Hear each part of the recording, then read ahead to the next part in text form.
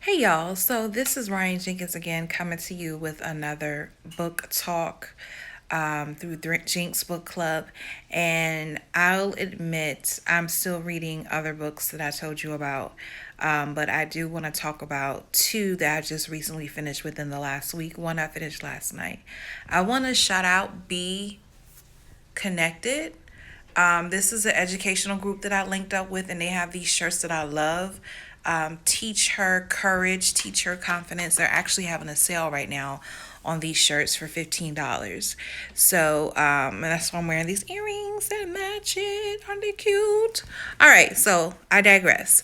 The first book I told you about is called Hurricane Child. I don't think I have that book saved in my photos. But again, it's called Hurricane Child. And I told you about this book before. What I told you about the book before in a previous post, I think is enough to get you wanting to read it possibly.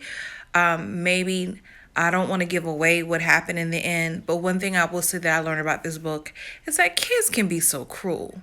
That's one thing that bothered me about the book is how bad they bullied the young girl. If I'm not mistaken, her name is Caroline. And honestly, I don't even think that's the name of the book. I have too many books in my head, so I probably don't remember. But again, the name of the book is called Hurricane Child. When you look at the cover, it's a young lady standing in the water. Black girl, her hair is long, look like it's braided. But it bothered me the most about this book is that how bad she was bullied, but the adults never seem to see it. And that's something I know our students go through that bothers me, that they should be able to see what is going on, how she was always caught. And that can be frustrating for a child. And I can understand why some kids deal with the struggles they deal when it comes to bullying. It's like no one is hearing me. No one is noticing what's going on with me. And I told you in that book also, she is trying to figure out where her mother went. And the ending is going to shock you. And it bothered me because it's like people knew what was going on, but people weren't forthright with her. Like they didn't believe she can handle the news. So my thing is, you're lying to her about what's going on. And that just threw me for a loop. But again, that one's called Hurricane Child. And if I have a minute, I will pull it up and I will show it to you on my phone. But I know I don't have it saved right now on my phone. The book I finished last night is Grown. Y'all, when I say Tiffany D. Jackson is that top tier writer, like you're reading it like, why isn't this a movie? Why isn't this a TV show? Like this is Law and Order, SUV, Chicago PD, all that stuff wrapped up into one. Okay. Nick Stone said it that she loves to kill people in her novels. And in this particular one, someone does die. I think all of her novels, something is centered around a murder, okay, or a disappearance that turns into a murder or whatever. So this is her latest book that just came out. I will admit, as far as audience is concerned, and that she did something different with this book I've never seen before, that she actually included a warning message about the content in the book. I'll admit the book is not graphic. I don't believe the book is graphic, but it does hint at some things that happen in the book. So you deal with drug addiction, drug use, rape, okay? But it's not graphic. But at the same time, I would recommend this book for audience of kids who are at least 15 and over. The main character is like 16 or 17, but I think girls as young as 15. Parents, with your discretion, I would even let certain middle schools, depending on how old they are, the age they are, because what the book deals with, and is bigger than what I was thinking at first. If you read the book, you would really think that this could be an R. Kelly story. Okay.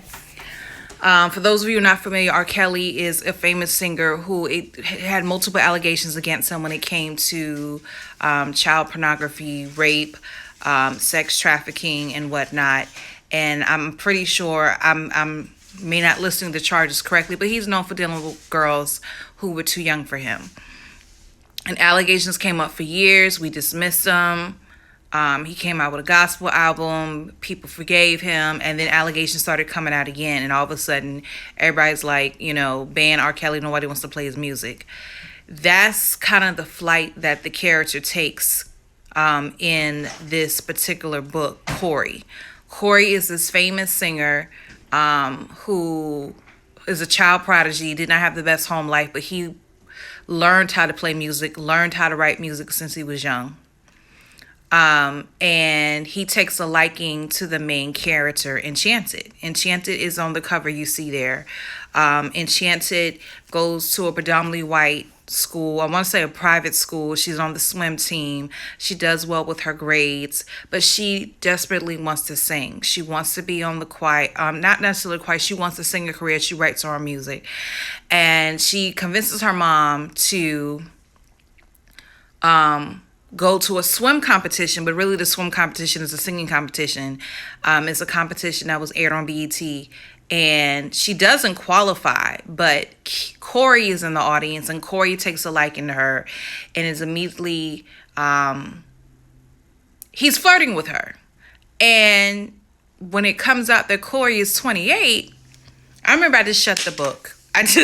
When they came out his age, I'm thinking like Corey's like 21, 22. Still doesn't excuse it, but I didn't think he was that old. So when it came out he was 28, I was just like, oh, come on, Tiffany.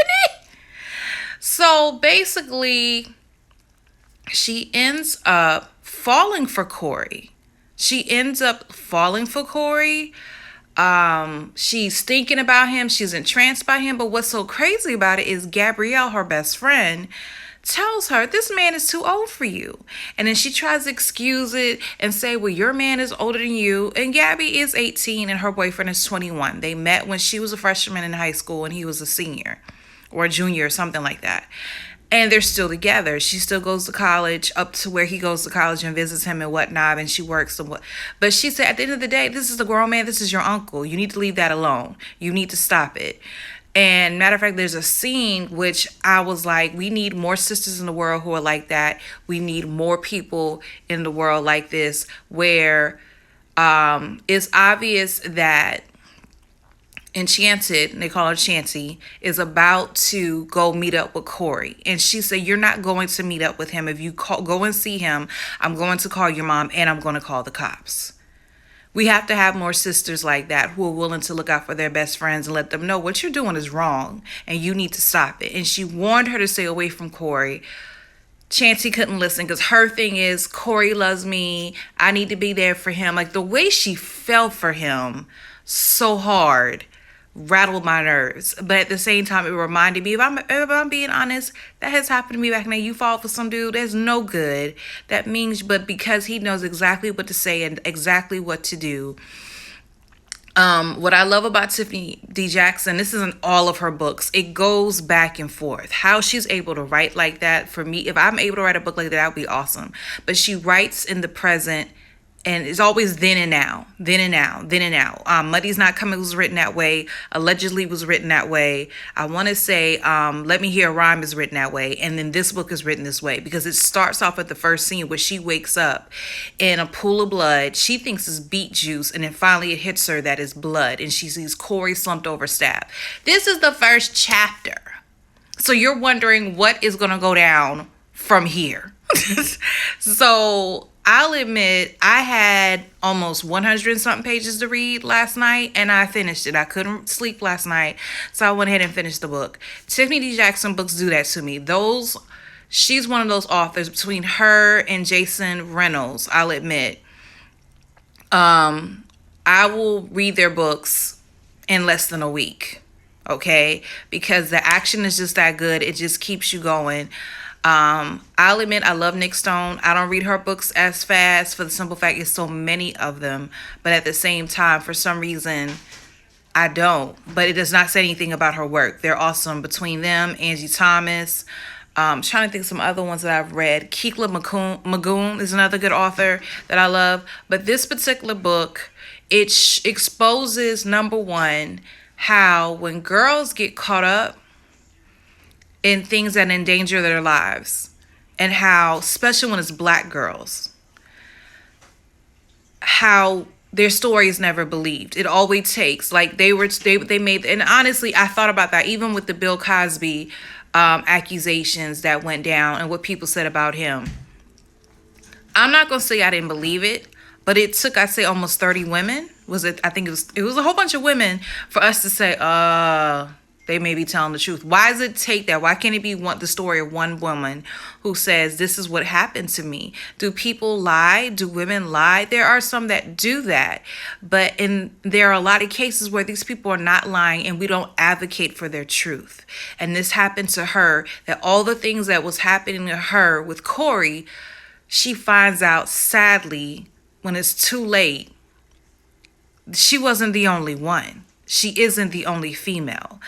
And then another thing that I noticed too is how parents, she was only 17 or 16 when she starts touring with Corey. She convinced her parents. Now, reality is the parents did not want her to go. The parents did not want her to go on tour.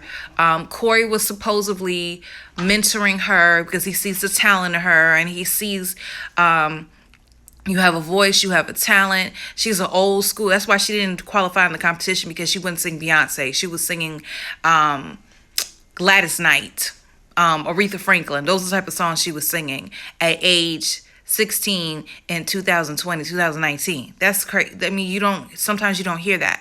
So I digress. So he takes an interest in her, and it makes it seem like, I genuinely like you. I love you.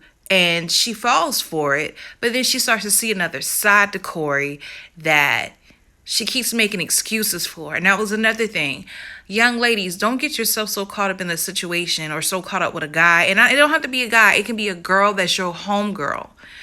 And you find yourself making excuses for them and excuses for their actions. And you keep excusing how they treat you. And it's a negative way how they treat you. Don't make excuses. Don't fall for the okie doke. Another thing that came up in that story is the fact that with the parents, you have to be very careful. Like, for instance, Corey, at the time when Corey proposed that they go on this tour, the dad is on strike. And if anybody knows anything about strike, no one's getting paid, no one's getting any money. They need the money. The two oldest girls, I want to say it was 4 or 5 kids. It was 5. And the 2 oldest ones were in private school. Okay. So mom had to take extra shifts to work to keep the house they had. And they used to live with grandmother. I'm still wondering to this day. They said why they moved out, but I just wonder why.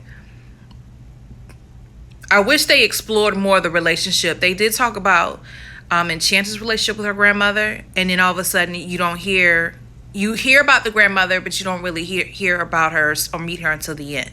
I wish they would have dived more into that, especially the dynamics of the relationship with the mom and the grandmother, because they were living with grandma, and the mom and dad decided they wanted to be on their own, but at the same time, it was a struggle financially. So when the dad goes on strike, I noticed that was a perfect opportune time for Corey to say, if your daughter goes on tour, that's $15,000. So Enchanted is seeing this like, this is my opportunity. I'm gonna get my album. I'm gonna get a chance to go on tour. And he does feature her on tour, but she starts to see the tables turn while she's on tour. And matter of fact, she started seeing tables turns early, but she kept making excuses for it. Like, one of the things that kept, like, all these red flags were being thrown all over the play, all over the field, red cards, foul, penalty, go in the box, you're in timeout. She wasn't seeing any of that. Like, for example, when Corey, they invite, Corey he kind of reminds me, his character reminds me of an Usher as far as like his claim to fame. R. Kelly, I remember, did not start that young as far as when he came out. They were saying how Corey in this book started at like 14. He was known as a prodigy and whatnot, and was a famous author, made all this money. But how you can relate it to R. Kelly, it comes out later on in the book that Corey has been married all this time. No one knew he was married. All right. So then with Corey, he invites him to the concert. Everyone is fascinated by him, or everybody thinks the world of him. And while he tries to get close to Enchanted, Charlie Wilson is at the concert. And again, this is a fictional book. So they have him, he takes the parents, he has his bodyguard take the parents to say, this is Charlie Wilson. They're all in, you know, in cahoots, and just like, not cahoots, but they're just in awe of Charlie Wilson. That's the distraction. So while they were distracted, he takes Enchanted's phone and puts his number in her phone. Don't tell anybody. When they finally convince themselves to let Corey mentor her, he locks the door. And Mom pops up one day, is like, why is the doors locked? Why, when we were knocking, you couldn't hear me? So what I did like about it is the parents didn't play completely naive. They just realized, and I don't want to give too much because I want you to be able to, you know, pick up on this when you read this, but they realized they were duped. Okay, they entrusted this man and realized in the end there were a lot of things that were said were not done. A lot of promises that were given were not fulfilled.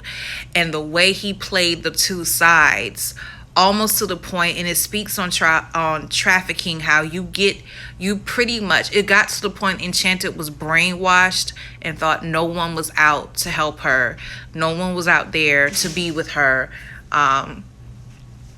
She felt alone, and she felt like she couldn't leave. And if I leave, something can happen to my family, or if I leave my family, she had all these battles in her mind and mentally what they do to people. And I heard this story before, how parents would find their children and their children mentally were not where they used to be because of the mind games that people play with them and manipulate them and torture them. And what she went through in this book was hard to swallow. I think what kept me reading the book is, number one, how we know that Corey's gonna die. That's not a mystery. You know from the beginning Corey's gonna die. But who killed him? Number two, how is she gonna break free from this foolishness? Okay, so this is an awesome. Again, there's nothing Tiffany B. Jackson has not written that I just wish I can just sit with her and glean with her. And I'll admit, this summer, her and some of my favorite authors like Nick Stone and Angie Thomas and Jason Reynolds, they've been on Instagram. They've been having book talks, chats with people. Phenomenal writers. They're not the only ones. There's some other ones out there, but these are the ones I know I keep in my Amazon cart. So Grown definitely is a must read. Again, I strongly encourage. There is some. It's not as much language as her previous books, but there are some very adult-like scenes in the book. So that's why, again, I strongly encourage maybe 15 and up. If you want your younger child to read it, I would read it. I would honestly, parents, I would read this with your child.